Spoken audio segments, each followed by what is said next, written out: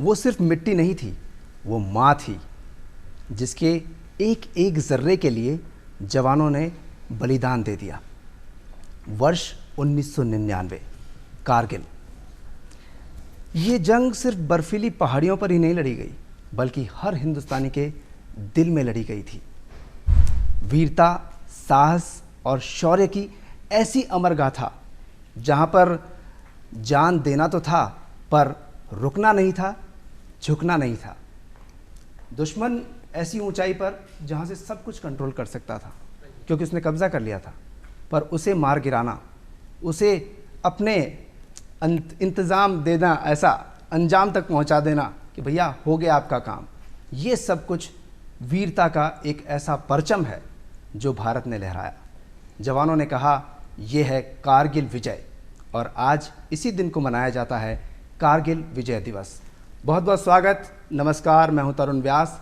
कारगिल विजय, ना झुके ना रुके। ऐसे रणबांकुरे जिन्होंने अपने साहस से छक्के छुड़ा दिए दुश्मन के, वो सब बातें आज करेंगे, क्योंकि आज शौर्य का दिन है। तो आइए स्वागत करते हैं वहाँ पर जो दो वीर योद्धा उस वक्त मौजूद थे, जो ग्राउंड जीरो पर थे।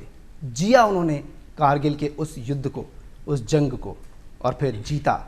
वही दो शख्सियत, वीर योद्धा आज हमारे साथ। बहुत बहुत स्वागत करते हैं ब्रिगेडियर अजीत सिंह जी का, और साथ ही हवलदार प्रहलाद सिंह जी का। बहुत बहुत स्वागत, और आपको कारगिल विजय दिवस की बहुत बहुत शुभकामनाएं। धन्यवाद। धन्यवाद सर, ये जो दिन है, ये बहुत ही रोंगटे खड़े कर देने वाला दिन भी है।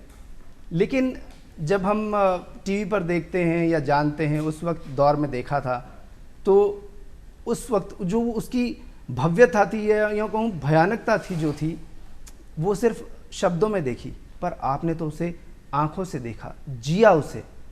तो ब्रिगेडियर साहब, सबसे पहले ये मैं जानना चाहूँगा, आखिर ये हुआ क्यों था? कारगिल का ये जंग जो है कैसे शुरू हुई, क्या कारण रहा? मिस्टर तरुण, सबसे पहले मैं दूरदर्शन का, मैं और मेरे साथी हवलदार प्रहलाद सिंह महिला, हम लोग बहुत धन्यवाद देना चाहते हैं कि आपने हमें ये मंच दिया। और मैं मेरी बात कहने से पहले उन 527 शहीदों के परिवारों को, शहीदों को, उनको हम दोनों नमन करते हैं। और हम ये सभी देशवासियों से ये चाहते हैं कि वो भी इन शहीदों का पूरा सम्मान करें, और देश की जो सेनाएं हैं उनको पूरी इज्जत दें। और मैं ये समझता हूँ कि आज की जो बातचीत है पूरे देशवासियों के लिए एक प्रेरणा है। ये बातचीत ही नहीं, प्रेरणा है। तो इस प्रेरणा को हम ग्रहण करना चाहते हैं सभी लोग। प्रहलाद जी, आपसे भी एक कुछ इस बारे में आप थोड़ा जो प्रकाश डालें, जैसे सर ने कहा, तो शुरुआत में आप क्या कहना चाहेंगे इस पर? सबसे पहले तो मैं कारगिल विजय दिवस की पूरे देशवासियों को बहुत बहुत बधाई और शुभकामनाएं देता हूं कि एक कारगिल युद्ध नहीं था, एक वो युद्ध था जो दुनिया की सबसे ऊंचाई पे लड़ा गया युद्ध था जी। और जो दुश्मन आकर के बैठ गया उसको पूरी तरीके से बर्बाद करके, मार के, भगा के पूरी जगह को वापस लेना। तो कारगिल विजय दिवस एक बहुत दुनिया का अलग तरीका का युद्ध था। आज का युद्ध टेक्नोलॉजी का है, उस टाइम बाई फोर्स लड़ना पड़ता था, सामने सामने, man to man, man to man. और कारगिल विजय दिवस के ऊपर हमारी देश की सेना का जो मनोबल बढ़ा था उस टाइम, वो आज तक बरकरार है। और पूरी दुनिया में कहते हैं इससे कठिन लड़ाई कोई रही नहीं। ब्रिगेडियर साहब, जो बात थी कि क्यों हुआ, मैं सहमत हूँ महिला साहब से। और जो आपने ये सवाल पूछा कि ये हुआ क्यों जी, जो मैं समझता हूँ कि 1971 के अंदर जो हमने उनको, उनके देश को पृथक किया, बांग्लादेश को पैदा किया, और जो उनके ऑफिसर्स और जवान उस समय जो यंग ऑफिसर्स थे, वो शायद इस समय तक वो मेजर जनरल या जनरल रैंक के ऊपर वो पहुंच चुके थे। उनके मन के अंदर शायद ये टीस थी कि एक ना एक दिन हमने हिंदुस्तान की सेना से बदला लेना है जी। तो ये एक कारण हो सकता है। और दूसरा, उन्होंने जो हमारे आपसी जो समझौता था कि उन ऊंची पहाड़ियों के ऊपर जहाँ पर नवंबर से लेकर के फरवरी तक -30 डिग्री सेल्सियस से लेकर के -60 डिग्री तक का टेम्परेचर हो जाता है, तो दोनों सेनाएं जो है अपनी चौकियों को छोड़ करके वो पीछे आ जाती थी। और ये मौका जो है इन्होंने 1999 के अंदर इसको उन्होंने चौकियों के ऊपर, हमारी चौकियों के ऊपर कब्जा करके और ये हमें सबक सिखाने की इन्होंने कोशिश की। और दूसरा उनका ये मकसद था कि जो नेशनल हाईवे 1 अल्फा जो श्रीनगर, द्रास, कारगिल, बटालिक और लेह को जोड़ता है, उसको 2 जगहों से काटना जी, ताकि उस इलाके के अंदर जो रसद पहाड़ों के ऊपर पहुंचाई जाती है गर्मियों के दौरान, सर्दियों के लिए, उसको जो है रोकने का मकसद था। एक बार फिर से वापस बर्फ गिर जाती तो शायद ये युद्ध जो है वो 1 साल 2 साल तक चलता। अच्छा। लेकिन देश की सेना और नेतृत्व और उस समय हमारे तत्कालीन प्रधानमंत्री श्री अटल बिहारी वाजपेयी साहब और जो डिफेंस मिनिस्टर थे जॉर्ज फर्नांडिस, वो हम लोगों के बीच में थे वहाँ पर। उन्होंने विजिट किया और जवानों का, सबका, सेनाओं का जो है उन्होंने हौसला अफजाई करी और जो हमने करके दिखाया वो पूरे देश के सामने है। जी, और ये बहुत रोंगटे खड़े कर देने वाला था। यस। जैसे हवलदार साहब, जैसे आपने बताया कि एक ब्लैक कैट कमांडो जो आपकी जो एक पोस्ट है, उसमें ऐसी कठिन परिस्थितियों में पहुंचकर आप अपना जो भी काम आपको दिया जाता है उसमें 100% आप पूरा जुट जाते हैं और पल पल पर सामने जो है मौत खड़ी होती है। ऐसे ही आपको टास्क मिलते हैं। आपको जब ये टास्क मिला तो उस वक्त आप कहाँ पर तैनात थे और आप कैसे कारगिल पहुँचे थे और वो कौन सी तारीख थी, क्या था वक्त, बताइए। वो 5 मई 1999 की बात है। दोपहर को तकरीबन 2 बजे हमारे को कमांडर साहब ने एक मीटिंग बुलाई थी। पूरी यूनिटों की 4 यूनिट वहाँ डिप्लॉय थी। उनमें से 20-20 जो घातक टीम होती हैं जी यूनिट की, वो घातक प्लाटूनों को बुलाया, ब्रीफिंग किया कि ऐसे ऐसे घुसपैठी वहाँ घुसे हुए हैं, उनको जा करके आपको घेरना है। जो पॉइंट दिया गया था हमारे को वो जुबैर हिल था, जहाँ पे एक बकराहट है। बकराहट जहाँ बकरे वाल अपने बकरे रखते हैं, तो वो एलसी के ऊपर है, बिल्कुल लाइन ऑफ कंट्रोल पे जी। तो हमारे को टास्क दिया गया। हम 5 तारीख को नाइट में निकले, 5, 6 और 7 को सुबह मॉर्निंग में, रात 6 को रात को पहुंचे, 7 को सुबह मॉर्निंग के अंदर हम फर्स्ट लाइट हुई तो हमने देखा तो पीछे पाकिस्तान, जुबैर हिल को हमने घेर लिया था जी। एलसी के ऊपर बैठे हुए थे हम, और पाकिस्तान दोनों तरफ, दोनों जुबैर हिल के सामने वाली हिल और दोनों के ऊपर वो डिप्लॉय हुए हुए थे। हमने पीछे फोन पे बात किया रेडियो सेट से, तो उन्होंने बोला कि नहीं नहीं ऐसा तो नहीं है, घुसपैठी है। हमने कहा नहीं साहब, यहाँ पे एक्टिव आर्मी है। इतने में हमारे ऊपर आरटी का सेलिंग डालना शुरू किया उन्होंने जी। आरटी और मोटर। तो हम हमारी पोजीशन ले चुके थे। जब तक फर्स्ट लाइट हुई तो हम जो फौज का सिस्टम होता है छोटे मोटे मोर्चे वोर्चे बना करके जी। तो हमने पोजीशन ले ली। उनकी आरटी सेलिंग से हमारे को कुछ भी नहीं हुआ, कोई भी बंदे को कोई भी इंजरी नहीं हुई थी और हमने वहीं बैठ गई। फिर उन्होंने हमारे ऊपर, वो सोचे कि ये तो आ गया, हमारे को घेर लिया, तो हड़बड़ाहट के अंदर हमारे ऊपर अटैक किया जी। अटैक किया तो हम पीछे से पूछा कि साहब अटैक हो रहा है यहाँ, तो उस अटैक को तो हमने फेल कर दिया। उन्होंने कहा कि विड्रॉल करो आप 200, 300, 400 मीटर पीछे, इस पहाड़ी से पीछे आओ। तो उन्होंने पहले से वहाँ अम्बुश कर दिया था जी। अम्बुश के अंदर ब्रेक करके उस टाइम हमारे को गन शॉट हुआ था आमने सामने तकरीबन 9 घंटे जी। सुबह 7 बजे से लेकर के लगभग और शाम को 6 बजे लास्ट लाइट तक हम लड़ते रहे वहाँ पे। उसी दौरान हमारे 5 साथी शहीद हो गए थे और तकरीबन 12 साथी मेरे साथी थे वो घायल हो गए थे। 2 थे जिनको गन शॉट वगैरह नहीं हुआ था। और उसके बाद में हमारी कंपनी पीछे से आ गई थी जी। कैप्टन सागवान था, उसका नेतृत्व कर रहा था जी। वो लेकर के आ गया। उन्होंने रॉकेट लॉन्चर वगैरह मारे उनके ऊपर और उनको ऊपर की तरफ धकेला और हमारे को सेफली डेड बॉडी और हमारे को पीछे करके और उस जगह पे जा करके वो बैठ गए फिर। और वो पाकिस्तान की हार का कारण बना, क्योंकि वहाँ से रसद सप्लाई का भी रास्ता था उनको, जुबैर हिल के ऊपर जाने का पाकिस्तान की आर्मी के लिए वो रास्ता था।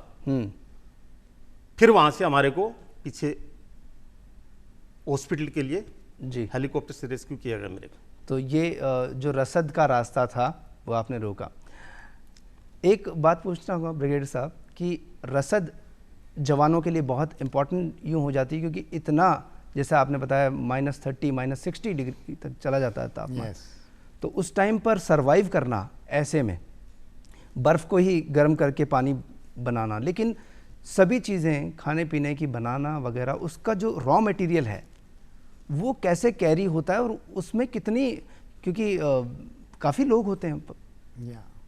तो मिस्टर तरुण, मैं ये बताना चाहता हूँ सभी को कि जो ये पोस्ट्स हैं ये 6 महीने तकरीबन ये बंद रहती हैं जी। कोई आ नहीं सकता, कोई जा नहीं सकता। तो कई बार जो है कुछ पोस्ट ऐसी हैं जो 9 महीने तक कट ऑफ रहती हैं, बिकॉज वहाँ पे इतनी बर्फ गिर जाती है कि आपका आना जाना नहीं हो सकता।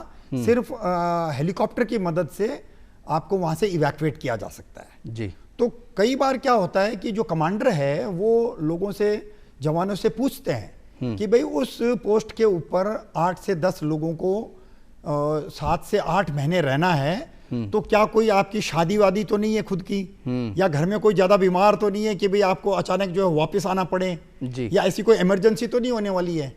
तो फिर जो है वो पलटन के अंदर से ऐसे लोग वॉलंटियर करते हैं जो उस कठिन टास्क के लिए तैयार रहते हैं, और वो बोलते हैं नहीं साहब, हमारे कोई शादी नहीं हो रही है, कोई बीमार नहीं है, और कुछ भी हो जाए लेकिन हम उस पोस्ट को नहीं छोड़ेंगे जी। तो अब उस पोस्ट के ऊपर अगर फर्ज करो कि वो 10 लोगों की पोस्ट है जी, तो लड़ाई के समय मेरे में ये क्षमता होनी चाहिए कि उस पोस्ट के ऊपर मैं 20 से 30 मेरे ही लोगों को वहां पर डिफेंस के अंदर डिप्लॉय करने की क्षमता मैं रखता हूं जी। उसका मतलब मेरे 10 लोग और बाहर से आने वाले 20 से 30 लोग, तो 40 लोग हो गए जी। तो मेरे पास में कम से कम 7 से 8 महीने का हर रोज का 20 से 30 लोगों का खाना रसद वहां पे होनी चाहिए। तो आप इसका अगर कैलकुलेशन करेंगे तो ये एक बहुत बड़ा भंडार रसद का हो जाता है। तो वो जो समर जो है गर्मियों का समय, उस समय ये जो पोर्टर हैं जो अपने पीठ के ऊपर 40 से 80 किलो वजन वो लेकर के चलता है आदमी, देन जो पोनी है म्यूल्स जी, वो उसकी मदद से ये सारा सामान उस 6 से 7 महीने के दौरान जब गर्मियां हैं उसमें ये वहां पे स्टॉकिंग करी जाती है, ताकि दुश्मन जो है अगर हमें चारों तरफ से घेर भी ले तो हम आखिरी गोली आखिरी दुश्मन तक हम लड़ने के लिए तैयार हैं वहां पे। और रसद की कमी से के कारण या गोला बारूद की कमी के कारण वो हमें वहां से हटा नहीं सकता, धकेल नहीं सकता जी। तो ये जो इतनी टफ चढ़ाइयाँ हैं जिसमें इतना वजन भी साथ ले जाना है, प्लस अपना वेपन भी है, यस, वो भी काफ़ी भारी होता है, और इतनी ऊंचाई पर चढ़ना, खड़ी चोटियाँ हैं। आप ब्लैक कैट कमांडो साहब, NSG कमांडो भी रहे आप, और आप इस चीज़ को कैसे देखते हैं? एक पहाड़ी पर इस तरह सीधा चढ़ना होता है, इतना सामान होता है, कुछ उस बारे में बताइए ना, क्योंकि हम लोग सिविलियंस उस बारे में कम जान पाते हैं। आप उस चीज़ को मैं कहूँगा भोगते हैं। देखिए ऐसा है कि हमारे को जो बेसिक ट्रेनिंग दी जाती है ना शुरू में जी, वो इतनी मेहनत और इतना हार्ड और इतना टफ बना दिया जाता है, और उसके बाद में ट्रेनिंग एडवांस ट्रेनिंग चलती है, साइकिल ट्रेनिंग चलती रहती है, फिजिकल वो होते रहते हैं, तो जवान इतना स्ट्रांग हो जाता है वो कि जितना वजन उसमें खुद में है इतना वजन लेकर के और सीधी तकरीबन 45 डिग्री 50 डिग्री की चढ़ाई के ऊपर सीधा अम्नेशन, गोला बारूद, हथियार और सारी चीजें राशन लेकर के वो ऊपर चढ़ जाता है। उसकी स्टेपना इतनी मजबूत हो जाती है। तो जब आप वो जुबैर जो हिल थी वहाँ जब आप चल रहे थे, हमारा गोला बारूद, खाने पीने का सामान और वेपन हम साथ लेकर के गए थे, और पूरा का पूरा वहाँ ले जा करके हमने किया था, तभी तो हम उनसे मुकाबला कर पाए जी। हमारे पास 7 दिन का राशन था खाने का पीछे, और वेपन था लड़ने के लिए तकरीबन कि 1 हफ्ते तक हम उनसे लड़ सके। जी उनसे मुकाबला कर सके, क्योंकि हमें शुरू में घुसपैठ का पता चला था कि उग्रवादी हैं, जी। वहां जाके देखा तो परिस्थिति अलग थी। वहां के ऊपर उनकी एक्टिव आर्मी थी, घुसपैठिया नाम की कोई चीज नहीं थी वहां पे। जी घुसपैठ तो आर्मी ने की थी उन्होंने, तो उनसे लड़ना था। तो वेपन, राशन, रसद सामग्री पूरी साथ लेके जाना पड़ता था। तो प्रहलाद जी, जब एक ब्लैक कैट कमांडो ऐसे चढ़ता है और फाइट करता है ऐसे, तो बहुत से आपको प्रोजेक्ट्स मिलते हैं और डेडली प्रोजेक्ट्स होते हैं, पर जब ऐसे सीधा दूसरी आर्मी, और वो पता नहीं था आपको, पहले तो आपको घुसपैठिया बोलकर भेजा गया, पर आर्मी टू आर्मी एक तरीके से फाइट शुरू हो जाती, तो जो वॉर जोन होता है, गोलियां चल रही होती है, क्या उस वक्त क्या फील होता है आपको? वहां पे फीलिंग ये होता है कि या तो दुश्मन को मारो, नहीं तो दुश्मन तुम्हें मारेगा, बख्शेगा नहीं। और हमारा ट्रेनिंग इतनी हाई लेवल की होती है कि हमारे को किसी को सोचना ही नहीं है, एक ही चीज सोचनी है, मरना तो कोई जानता ही नहीं है कि मर जाएंगे या गोली लग जाएगी या हो जाएगी, वो तो होता है जो होता रहता है। लेकिन दुश्मन को कैसे मारा जाए, दुश्मन को कैसे न्यूट्रलाइज किया जाए, ये हमारा ग्राउंड के अंदर मकसद रहता है। बस यही रहता है। और जब आपको भेजा जाता है, जैसे कोई भी प्रोजेक्ट के लिए कहा जाता है कि यस यू जैसे हम फिल्मों में देखते हैं वैसा ही शायद फील होता होगा, तो आपके जो कमांडर होते हैं वो आपको भेजते हैं कि जाइए आप यहाँ पर, तो क्या उस वक्त का जो फील होता है, जैसे उसमें परिवार भी हैं हम सबके, और जब हम जा रहे होते हैं ऐसे मिशन पर तो पता नहीं होता क्या होगा, जान हथेली पर होती? नहीं, ऐसा कुछ भी नहीं है। देखो, मैं मेरी पर्सनली बात बताता हूँ या मेरी टीम की बात बता रहा हूँ, हमने किसी न किसी परिवार के बारे में, कोई चीज़ के बारे में नहीं सोचा। हम पूरे रास्ते बस यही चीज़ करते रहे कि वहाँ घुसपैठिए होंगे, उनको किस तरीके से घेरना है, किस तरीके से उनको न्यूट्रलाइज करना है, क्या करना है क्या नहीं, खाली युद्ध की बातें और कोई बातें नहीं होती हैं, क्योंकि याद भी नहीं आता। टास्क इतना हार्ड होता है, उस टास्क को पूरा करने के लिए ही चलते रहते हैं, ब्रीफिंग करते रहते हैं एक दूसरे से, और वो टास्क कैसे पूरा किया जाएगा, कहाँ से फायर डाला जाएगा, कहाँ से कवर फायर किया जाएगा, कहाँ से इंटरवेंशन मार करके उनको दुश्मन को किया जाएगा, हो सकता है वो बैंकर में बैठा होगा जी। तो ये ही चीज़ें चलती रहती हैं। क्या बात है। हाँ, किधर से कौन सी टीम जाएगी, किधर से कौन सा बडी घुसेगा, LMG कहाँ से फायर देगी, मतलब वो उस वक्त जो बटालियन है वही हमारी फैमिली होती है, वही हमारी फैमिली होती है, और उसी के बारे में बात करते हैं हम, कोई परिवार के बारे में बात नहीं करता। क्या बात है सर, सैल्यूट है। और पूरा भारत आपका परिवार है। ब्रिगेडियर साहब, अब आपके पास आता हूं मैं, आप और कारगिल, आपकी कारगिल की उस जंग से जुड़ी कई यादें हैं, कई बातें हैं जो आज मैं पूछना चाहूँगा। आप जब वहाँ पहुँचे या आपको जब वहाँ कहा गया पहुँचने के लिए, क्या वो सिनेरियो था? क्या आप वहीं पोस्टेड थे या आप कहीं और थे, आपको भेजा गया, क्या हुआ था? मिस्टर तरुण, हम लोग मैं 22 ग्रेनेडियर्स से ताल्लुक़ रखता हूं। जैसे अपने हवलदार प्रहलाद साहब जो है वो 16 ग्रेनेडियर्स के हैं, तो हम हैदराबाद में थे जी, और वहाँ का हमारा टेन्योर पूरा हो चुका था, और मैं एडवांस पार्टी का ऑफिसर कमांडिंग के नाते मैं कारगिल आ गया था अप्रैल का महीने में। मेरे पास में 100 जवान थे और एक ऑफिसर और थे साथ में। तो हमारा मकसद ये था कि जो वहाँ कारगिल की जो पलटन है जी, उसको अदला बदली करना। सो वो हमने कार्रवाई हमारी पूरी करी, और जब मई के महीने में हम घुसे तो जो जनरल साहब थे वहाँ पर, वो उन्होंने हमें विजिट किया एंड उन्होंने बोला कि ये जो 22 ग्रेनेडियर की 100 आदमियों की जो टुकड़ी है उनके साथ में वो कुछ गुफ्तगू करना चाहते हैं। तो मैंने सोचा कि ये मैं उस टाइम मेजर था जी, तो एक मेजर साहब और 100 आदमियों से मिलने के लिए एक जनरल आ रहा है, तो ऐसी क्या बात है जी। तो उन्होंने फिर आकर के ये बोला कि भाई आप जो है ब्रेवेस्ट ऑफ द ब्रेव हो, बहादुरों की बहादुर पलटन। हमारी पलटन जो है उसकी खसूसियत ये है कि 1987 में जून 1 को हम पैदा हुए, हमारी रेजिंग हुई, और 1995 1995 तक जो है हम लोग कश्मीर घाटी के अंदर थे, और उस टाइम जो टेररिज्म था वो वहाँ पे चरम पर था जी। और पलटन ने इतना तगड़ा काम किया वहाँ पे कि जितने इंडियन आर्मी के अंदर अवार्ड्स हैं वो सारे हमने प्राप्त किए।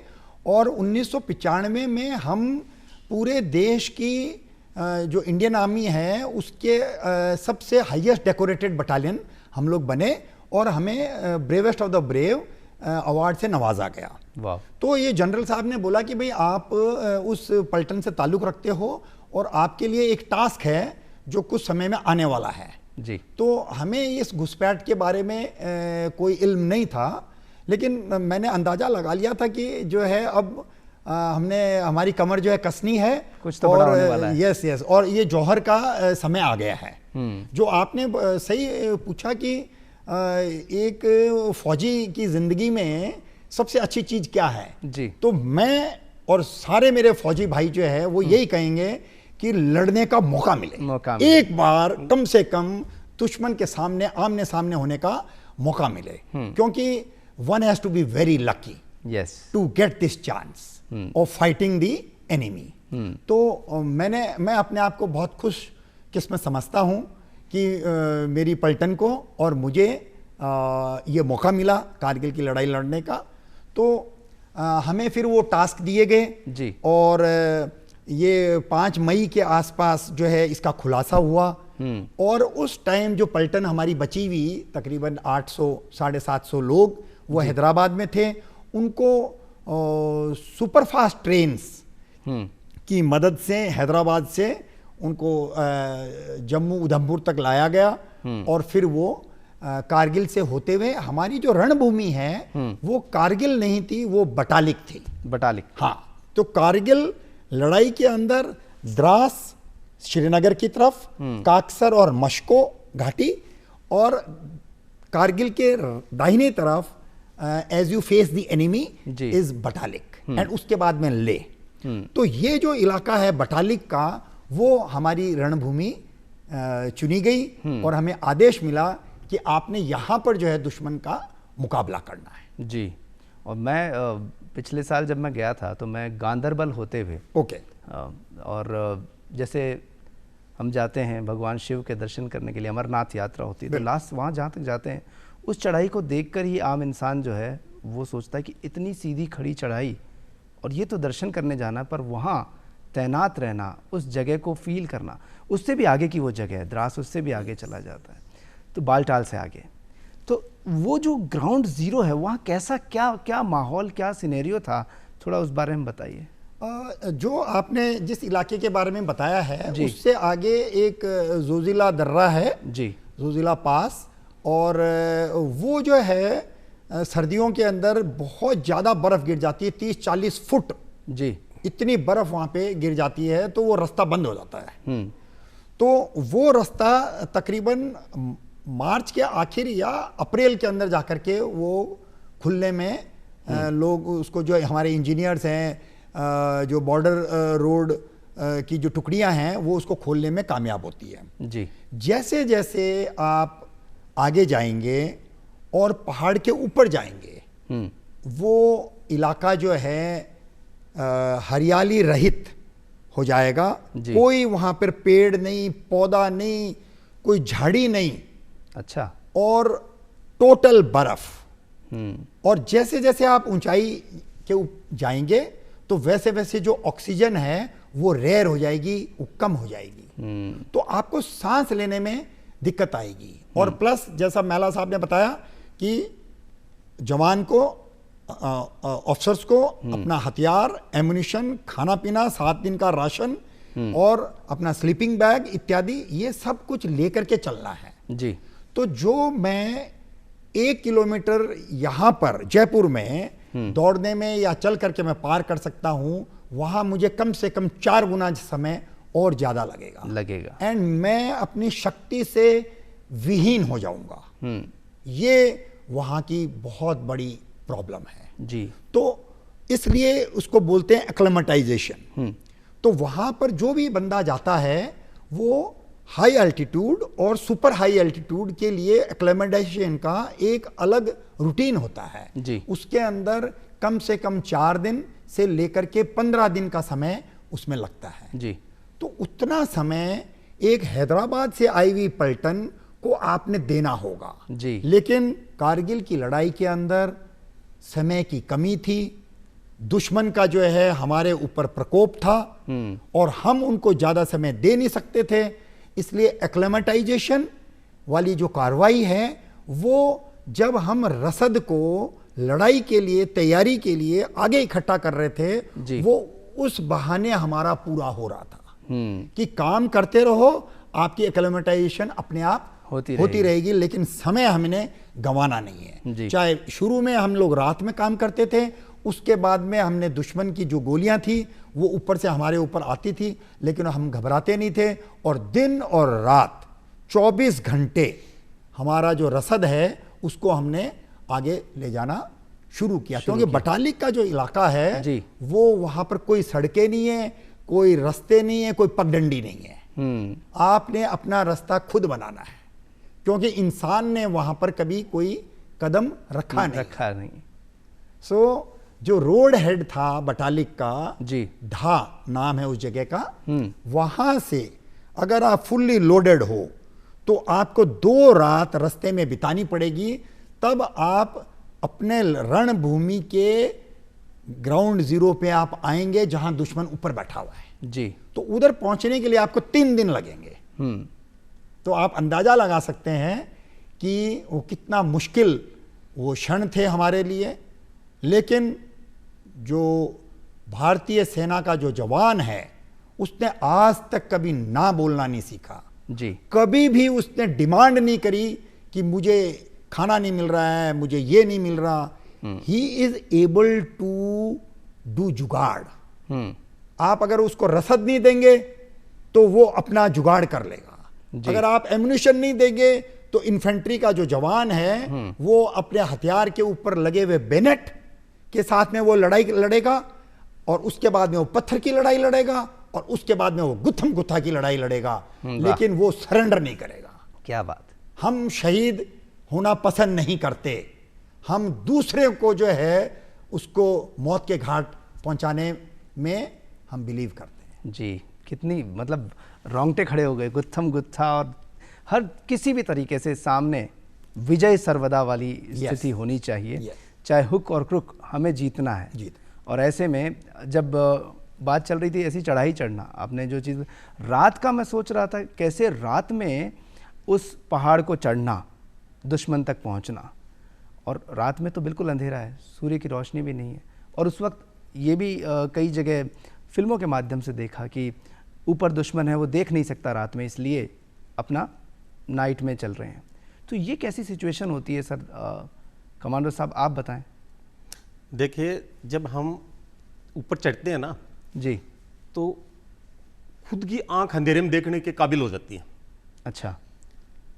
मतलब रात को बिना रोशनी किए हम जाते हैं तो हमारी आंखें कुछ देर बाद में, अंधेरा होने के बाद में नाइट में हो जाती हैं। और फिर चलने का तरीका होता है, हमारे एक बंदा आगे चलता है, गाइड होता है जी, तो वो लेके चलता है। वो क्या है कि बर्फ का सबसे ज्यादा वो है कि भाई स्लाइडिंग होता है। स्लाइडिंग मतलब ढलान वाली जगह होती है जी। उस जगह का सबसे ज्यादा खतरा होता है कि जवान जब राशन वो लेके जाता है, 1 इंच भी अगर पैर दाएं बाएं टिक गया तो हो सकता है 200 फीट 100 फीट गहरी खाई के अंदर। तो इस चीज से बचाव करने के लिए धीरे धीरे ऊपर भी चढ़ना है, हाइट भी है, ऑक्सीजन लेवल भी कम है, और वहां पे चढ़ना, ये चीजें तो अलग चीजें। ये क्लाइमेट है ना, इससे लड़ना बड़ी मुश्किल काम है, दुश्मन से भी ज्यादा है वो, तीखी हवाएं क्योंकि वो चलती दुश्मन तक पूछते पूछते बहुत रुकावट डालता है। और आस्ते आस्ते सांस की स्पीड से चढ़ते हैं, वहां पे भग नहीं सकते जी। सांस की स्पीड होती है, जैसे जैसे बॉडी रिचार्ज होती रहती है, धीरे धीरे धीरे धीरे चल के और उस जगह तक जाते हैं। रास्ता पहाड़ों के अंदर खुद को बनाना पड़ता है। हमारे कुछ इंस्ट्रूमेंट होते हैं जहाँ पे हम सीधा नहीं चढ़ सकते, तो क्लाइंबिंग करके चढ़ते हैं, उससे रोप वगैरह लगा करके, जो सीढ़ी जैसे रोप होते हैं उसको लगा के रस्सियाँ बांध के, एक दूसरे की कमरे के रस्सियाँ बांध करके और ऊपर चढ़ते रहते हैं। तो ये चढ़ाई जब करते हैं और पहुंच जाते हैं दुश्मन तक, वो क्षण जब आमने सामने गोली चलना और वो सिनेरियो, उसी बीच किसी अपने साथी को गोली लग जाना, ये जैसे जो फील आपने उस वक्त बताया, हमारे साथी शहीद हुए, एक जवान के मन में उस वक्त क्या होता है, कैसा फील होता है, ये जानना। जब जिसके गोली लगी है जी, वो ये कहता है मुझे छोड़ो, मुझे कुछ नहीं होगा, तुम उसको मारो, दुश्मन को मारो, और वो भी यही कहता है कि तू रुक, मैं आया, लेकिन पहले उसका सल्टा करके आता हूँ, उसका काम तमाम करके आता हूँ। तो वहां पे जब लड़ाई लड़ते हैं तो कोई वो नहीं रहता इसी चीज का, कोई दुख नहीं, कोई गम नहीं, कोई मौत का डर नहीं, किसी चीज का कुछ नहीं। बस एक ही टारगेट है कि दुश्मन को कैसे बर्बाद करें और जल्दी से जल्दी जगह के ऊपर कब्जा करें। आपके साथ में कभी ऐसा हुआ, जैसे सर ने बताया कि जब वेपन की गोलियां ख़त्म हो गई तो वो आगे, उसके आगे खंजर है, उससे हुआ, फिर गुत्थम गुत्थी हुआ? नहीं, हमारे साथ ऐसी नहीं हुई है। वैसे हम ट्रेंड हैं इस चीज़ से जी। ट्रेनिंग दी जाती है हमारे को, बेनेट फाइट भी दी जाती है, क्लोज फाइट भी दी जाती है, सारी चीज़ों की ट्रेनिंग दी जाती है। लेकिन ऐसा मेरे साथ कभी हुआ नहीं, क्योंकि कभी अम्नेशन वगैरह की प्रॉब्लम ऐसी अभी तक मेरे साथ नहीं हुई। और हम कारगिल में थे जब वहाँ पे लड़ रहे थे, उस टाइम भी हमारे साथ अम्नेशन की प्रॉब्लम नहीं आई, क्योंकि हम लिमिटेड फायर किया था उस टाइम जी हमने, क्योंकि अंधाधुंध फायर डालेंगे तो हमारा अम्नेशन खत्म हो जाएगा। राइट। तो पीछे से रसद सामग्री आएगी, अम्नेशन आएगा, टाइम लगेगा उसमें। तो हमें इस चीज को देख करके चलना पड़ता है कि एक गोली एक दुश्मन, अगर एक गोली चले तो वो दुश्मन को लगे। वाह। ऐसे तो ये जब आपके साथ में उस वक्त जो हैपनिंग हुई, आपको चोट लगी जी, वो सिनेरियो थोड़ा सा बयान करें। और उसके बाद एक बहुत कमाल बात जो हुई थी, वो 26 साल बाद पता चली आप दोनों को, वो भी मैं अभी रिवील करूंगा शो में। क्या हुआ था उस वक्त? देखिए मैं बताऊं, जब मेरे को गोली लगी थी जी, तो मुझे यहाँ पे ग्रीजिंग हुआ था पेट में। जी। तो मेरे को पहले तो पता ही नहीं चला, क्योंकि खून इतना गर्म था, दुश्मन सामने से फायर कर रहा है, हमने उसके ऊपर फायर डालना है, तो फायर डाल रहे थे, तो पहले ध्यान नहीं दिया। फिर जब मेरे को पता चला, ऐसे एहसास हुआ कि गिला गिला हो रहा कुछ, तो मैंने टॉवल हैंड निकाला, यहाँ से किया, बेल्ट ऊपर बांध करके और फायर करते ही रहे। वाह।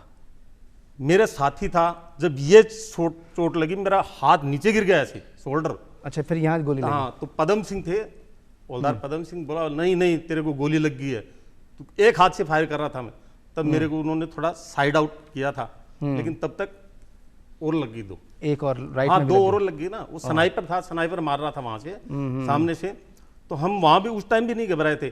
पदम सिंह मेरे को बचा करके खुद शहीद हो गए, मेरे को एक तरफ खड्डे में डाल दिया, क्योंकि मैं ज्यादा घायल था, और खुद शहीद हो गए लड़ते लड़ते। तो कुछ भी नहीं वहां पे, मेरी एलएमजी ले ली, खुद को उसको दे के धक्का मेरे को, और खुद एलएमजी से लेके लड़ने लग गए थे, और किसी को वो भी नहीं था, पूरे सब लड़ रहे थे टोटल, हो गए शहीद। सामने देखा था, हमने भी देखा था, मेरे सामने भी मेरा हवलदार था, वो शहीद हो गया था, जेपी सिंह जून जी। एक जवान था, पदम सिंह मेरे बगल में ही थे, पदम सिंह इतनी दूर। लेकिन ऐसा कभी नहीं होता कि भाई हाँ जवान शहीद हो गया तो हमें क्या करना है, तो सभी को शहीद थोड़ी होना पड़ता है। एक दूसरे को कवर भी करना पड़ता है, एक दूसरे कवर करना पड़ता है, लास्ट गोली लास्ट दुश्मन तक लड़ना पड़ता है, जब तक लास्ट सांस रहेगा, जब तक लड़ते हैं। हमारे देश की सेना को ऐसी ट्रेनिंग है, ऐसा ही साहस है, और हमारे अधिकारी हैं हमारे को ऐसा मोटिवेट करते हैं, ऐसी ट्रेनिंग देते हैं, पढ़े लिखे होते हैं, वो खुद ट्रेनिंग लेके आते हैं, फिर हमारे को ऐसी ट्रेनिंग देते हैं, और ऐसा ही हौसला रखते हैं कि भाई कभी भी हार नहीं माननी है। जी। और देखिए, ये जो शहीदों की जब बात होती है तो एक तो रोंगटे खड़े होते हैं जब उनकी बातें सुनते हैं, उनकी शौर्य गाथा सुनते हैं, और उनके जब लास्ट वर्ड्स जो वो क्या कहते हैं।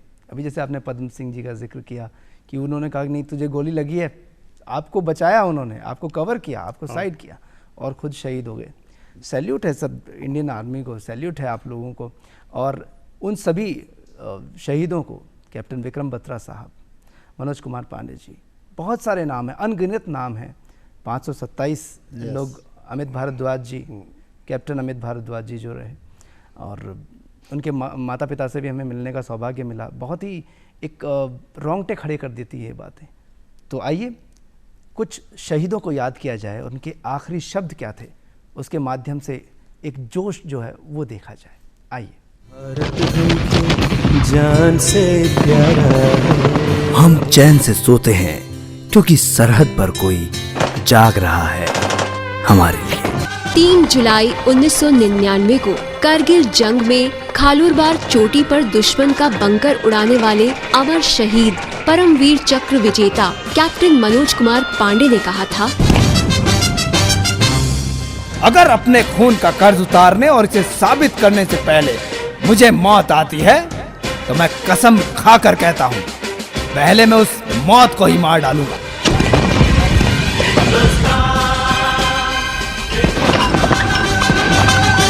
करगिल युद्ध में 5140 चोटी को पाक सेना से अपने कब्जे में लेने के बाद 4875 चोटी को आजाद कराते वक्त अपने साथी को बचाते हुए वीर गति को प्राप्त हुए परमवीर चक्र विजेता कैप्टन विक्रम बत्रा ने जंग पर जाने से पहले कहा था, या तो मैं जीतने के बाद तिरंगा लहरा के लौटूंगा या फिर उसी तिरंगे में लिपटा हुआ वापस आऊंगा। दोनों में से चाहे जो हो, इतना तो तय है कि मैं लौट कर आऊंगा जरूर।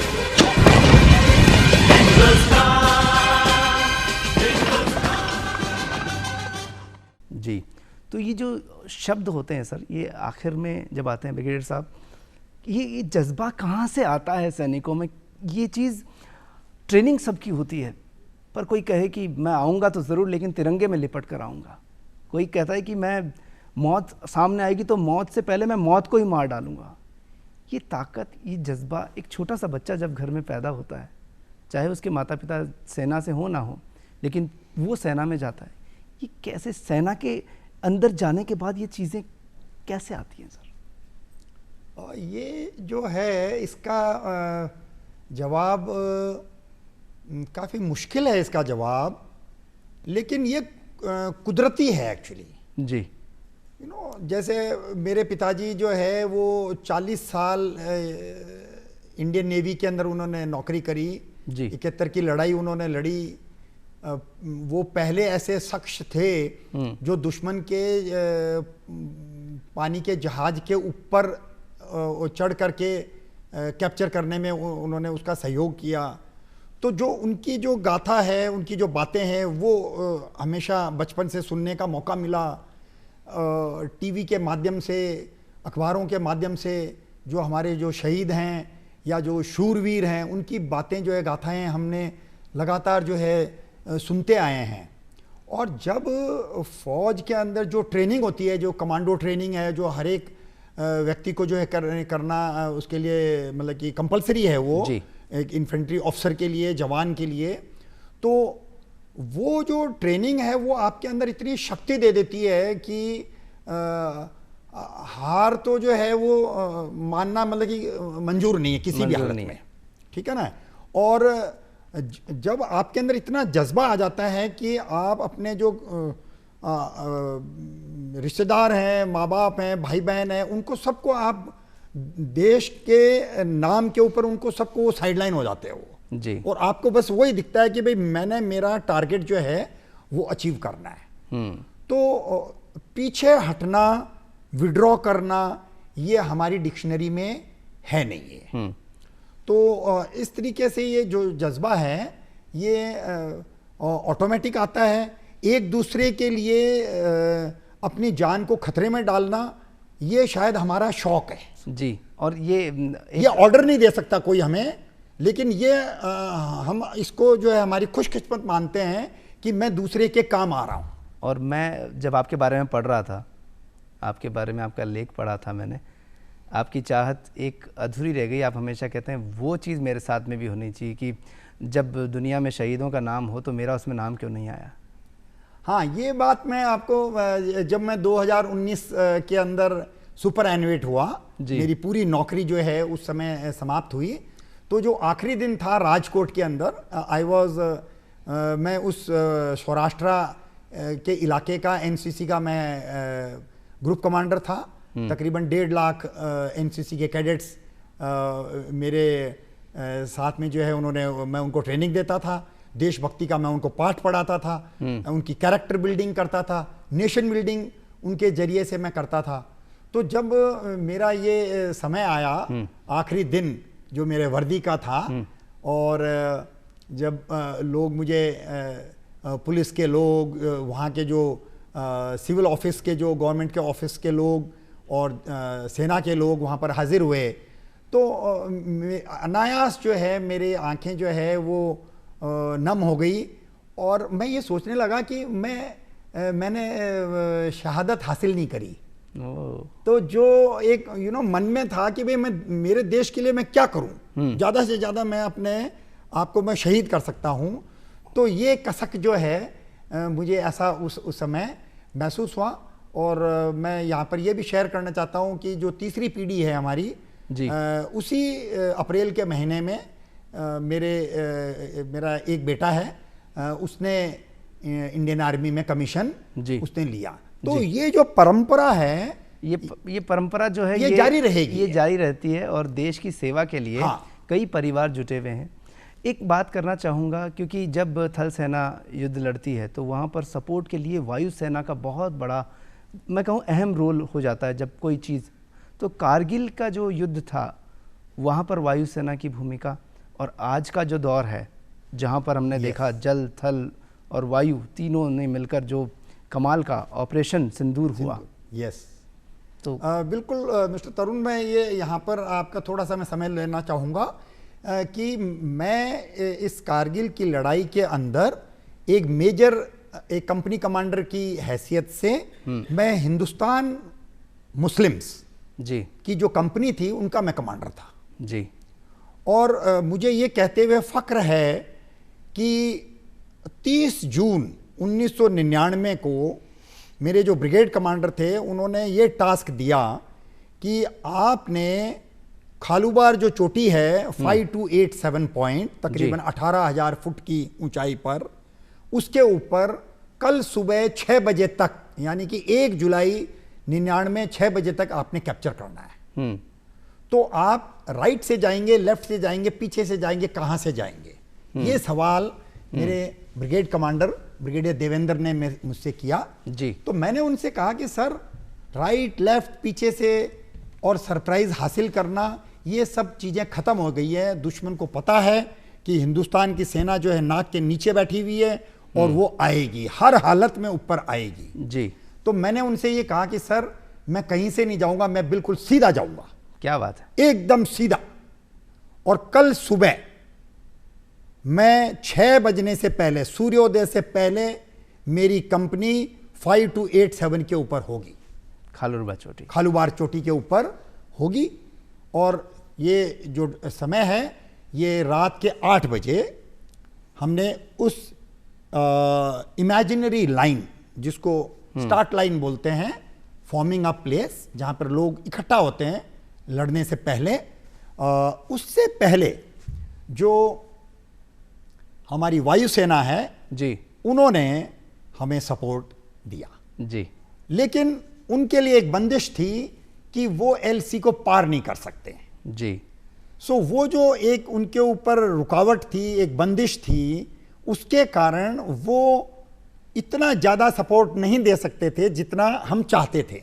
लेकिन उसके बावजूद उन्होंने बिना एलसी को क्रॉस किए हुए खालूबार की जो रिज लाइन थी, जो तकरीबन 6 से 7 किलोमीटर लंबी है, और 5287 के इलाके के अंदर उन्होंने खूब गोले बरसाए जी। और ये हवाई जहाज जो है हमारे ऊपर से ये निकले, हमने सुना और उन्होंने अपना काम करके दिखाया।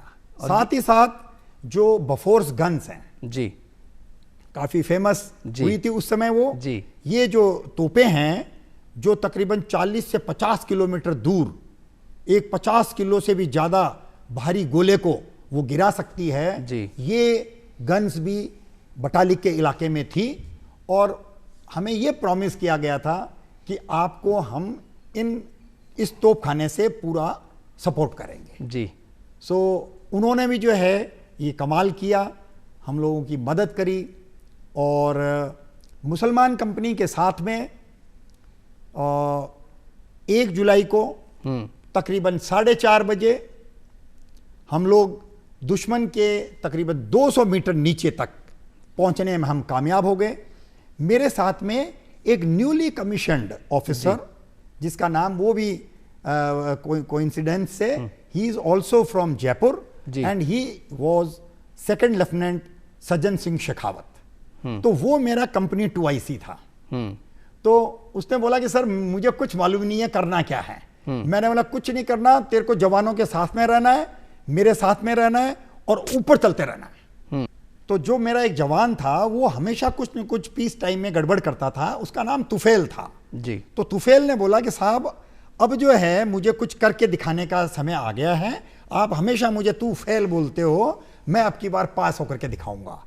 तो जो हमारी जो मुसलमान कंपनी की जो टुकड़ी थी उसमें वो सबसे आगे था वो जी। और उसके पीछे हम लोग थे। और क्योंकि हम लोग ग्रेनेडियर्स रेजिमेंट से संबंध रखते हैं, हमारा जो दुश्मन के मुंह के ऊपर जो हम नारा लगाते हैं वो है सर्वदा शक्तिशाली। वो हमने नारा लगाया और सबके अंदर वो जोश भरा और हम सुबह 1 जुलाई 1999 5:45 पर उस 5287 पॉइंट खालूबार के ऊपर चढ़ने में कामयाब हुए। क्या बात है। और यही कामयाबी जो अलग अलग चोटियों पर जीत हासिल हुई, टाइगर हिल पहुँचे, और ये ओवरऑल कंक्लूजन ये निकला कि हमने दुश्मन को हरा दिया और कारगिल विजय दिवस आज हम मनाते हैं। एक जो आज के सिनेरियो में हम बात करते हैं, युवाओं में शक्ति की बात करते हैं, चाहे वो वायु शक्ति की तरफ जाना चाहें, चाहे थल शक्ति की तरफ या नेवी की ओर जाना चाहें, उनमें जज्बा है। और ऑपरेशन सिंदूर को देखकर तो बहुत एक यूँ कहे ताकत आ गई, पूरी दुनिया में हमने वर्चस्व दिखाया कि भारत क्या कर सकता है। एक संदेश ब्रिगेडियर सर आप बताएं, क्या कहना चाहेंगे इस पर? ऑपरेशन सिंदूर जो है उसने जो पारंपरिक तरीके से जो लड़ाइयाँ हम आज तक लड़ते आए, शुरू के अंदर पत्थर से लोग लड़ते थे, फिर उसके बाद में तलवारें आई, फिर बंदूकें आई हैं, और फिर बड़ी बड़ी तोपें आई, ये सब कुछ हुआ। लेकिन जो इन्फेंट्री का जो आदमी है, जो पैदल सेना का जो सैनिक है, वो जो है इस ऑपरेशन सिंदूर के अंदर वो काम नहीं आया। ठीक है ना। तो इसमें जो है हमें दुखी होने की कोई ज़रूरत नहीं है, क्योंकि किसी के भी हताहत हुए बगैर हमारे देश के जो लीडर्स हैं, चाहे वो पॉलिटिकल लीडर्स हैं, चाहे वो सेनाओं के लीडर्स हैं, उन लोगों ने वो करके दिखाया कि at zero loss we have won the war. जी, इसीलिए तो इससे बेहतर और कोई चीज हो नहीं सकती। एंड दूसरा, पूरे हिंदुस्तान ने ये ऑपरेशन सिंदूर लड़ा है और लड़ता रहेगा। आज किसी भी हिंदुस्तानी बच्चे से, छोटे से बच्चे से लेकर के बूढ़े व्यक्ति को आप पूछ लो, ब्लैकआउट क्या होता है, बंकर क्या होता है, सायरन बजेगा तो क्या करना है जी, वो ये सब करने में सक्षम है। और वो अपने आप को गौरवान्वित समझता है कि मैं भी फौजियों की तरह ऑपरेशन सिंदूर का एक हिस्सा हूं। जी हाँ, चाहे कोई भी ऑपरेशन हो आर्मी का, उसमें हमारा देश अपने दिल से उसके साथ जुड़ जाता है, चाहे वो ऑपरेशन विजय हो या ऑपरेशन सिंदूर हो। आप दोनों यहाँ पर आए, आपको बहुत बहुत शुभकामनाओं के साथ मैं धन्यवाद कहूँगा। कारगिल दिवस की बहुत बहुत शुभकामनाएं आप दोनों को। बहुत अच्छा, आपको भी बहुत बहुत शुभकामनाएं और पूरे देश को जो है हमारी तरफ से बहुत बहुत शुभकामनाएं।